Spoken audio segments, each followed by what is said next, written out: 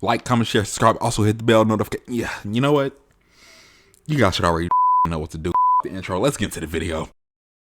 What's going on, y'all? It's Mufasa Uncaged here, and I'm hitting y'all with another Is It Worth It game review. Now, as you can see, I'm reviewing the latest PlayStation exclusive game called Saros. You might have heard of it, you might not have, but yeah, click the video anyway because you want to know, is it worth it?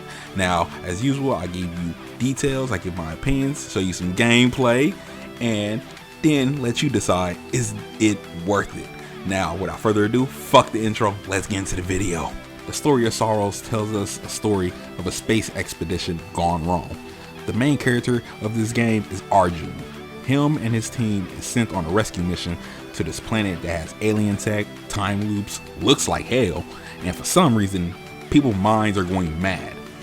It becomes his mission to find out what's going on, why is this happening, and find out what happened to the last crew that was sent here. Oh yeah, and also, he's trying to find his girl, so there's that too. I also found out that this game is inspired by a book called The King in Yellow. If you want to know more about this story, then you can go and read the book because, you know, reading is fundamental. Knowing is half the battle. G.I. Joe! That's all I gotta say about the story, so let's talk about the gameplay. If you ever played Returnal, then you know what you're getting into in terms of gameplay. But if you didn't, then let me explain. To describe this game, it's a sci-fi, action-adventure, roguelike, third-person shooter. You'll be running through levels, shooting, dodging, collecting audio logs, opening containers, and dying so you can repeat the cycle over again. When you're resurrected, you get results of your last run. Everything you had in your previous game, you lose except the gun you was using and some XP. After every run, the world will never look the same. The environment will change around you along with enemies. The levels in here are linear. You'll just have to keep pushing forward until you get to your next objective or once you gain access to another level. At the end of each level, there's a boss fight. Once you beat the boss, you gain access to a new level. You then can select a level and start your run from there instead of starting from level 1. You can also tweak your run with modifiers that'll give you a challenge or make it easier for you. During your run, you'll get better equipment as you go. You can explore other paths that'll lead you to other artifacts or guns that'll help you through your run. You will find guns and artifacts inside containers. When you open these containers, you will pick between two items, either guns, artifacts, health, or you can redraw your choices for something else that might help you. Artifacts can affect your health, guns, shield, and the way you collect XP. These artifacts can also be a double-edged sword, which means they could increase your attributes, but you get a debuff. There's no rarity to these things, so you'll just be going for what's higher level or for what's best for your run. After dying, you'll get a chance to upgrade your skill tree. You may lose everything else during your run, but you have permanent upgrades.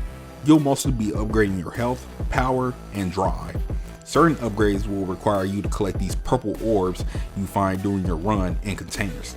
Some upgrades will give you an edge, like starting you with keys to open up containers or new paths. The guns in here have a variety. From handguns, rifles, shotguns, crossbows, you get an arsenal to play around with in each run. Guns come with mods on them that range from auto lock, piercing rounds, bouncing rounds, or explosive rounds. Each gun also comes with an alternative fire. When you slightly press on L2, it'll change how the gun shoots. For example, one shotgun had a grenade launcher on it. Another gun will expose weak points that you can focus to shoot at, or shooting a single crossbow arrow will split into multiple arrows and hit multiple enemies. When combining these mods with the artifacts, you're going to be shredding through these aliens. Holding down L2 will let you shoot your power weapon depending on what you have. You can shoot out rockets, lasers, or little particles that slowly kill enemies. These can only be used when building up your power bar. When facing enemies, your awareness needs to be on 100 because you're going to be dodging, blocking, zipping, and zooming out of the way of danger. You're going to have attacks coming from everywhere, and they may overwhelm you. However, there's ways to maneuver and counter these orbs that they're shooting at you. When you see blue orbs, you have a shield that can absorb them. When you absorb them, it builds up the meter that allows you to shoot your power weapon. Yellow orbs will corrupt you, which means it will cap your health, and the more you get hit by these, the smaller your health bar becomes. But don't trip, it eventually goes away the more you shoot your weapon at enemies. Red orbs can't be absorbed, unlike the blue orbs. Red orbs can break your shield and you'll be defenseless for a short period of time. It's best to dodge these ones or parry them by using melee. Parrying these orbs will either shoot them back at enemies, which causes them to be stunned, or clear them out of your way. Another thing about enemies is that when you make the sun eclipse, enemies will come at you with a different attack. Now, if I can provide feedback for the developers, one small thing they could have done is give us the ability to run. I mean, you can run, but it's only when you're in between fights. I thought this would have helped me in battles because the dodge has a cooldown and the run felt better when I want to dodge shots. Like, well, I have the ability to run, but only the ability to use it out of combat. It doesn't make sense to me. I would have liked to be able to hold 2 guns at a time also. I got tired of running around with one weapon, and yes, you can swap your gun for another weapon and you have infinite ammo, but it wouldn't hurt to have a backup piece, you know what I'm saying?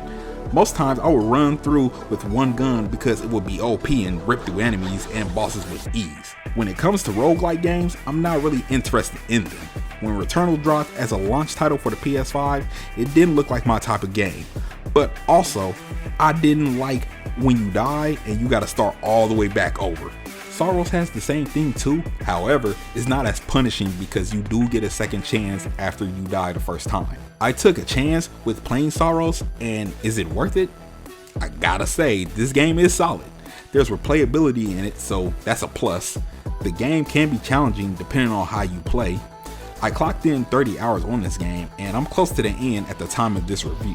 I think the story can be completed in 20 to 25 hours depending on how fast you run through levels, along with how many times you die. Sometimes I would start from level 1 and just run through every enemy and boss just to see how far I would make it. If you're into games like Hades 2, Dead Cells, Slay the Spire, or even if you played Returnal, then this game might be for you. So after everything I done said, you're probably thinking, is it worth it? Well, it's all up to you. Have you played Saros? If so, let me know in the comments below what you think about it. If you made it this far to the end of the video, I appreciate it. If you want to support a brother, hit that like button, subscribe to the channel, and hit that bell noti for the one time.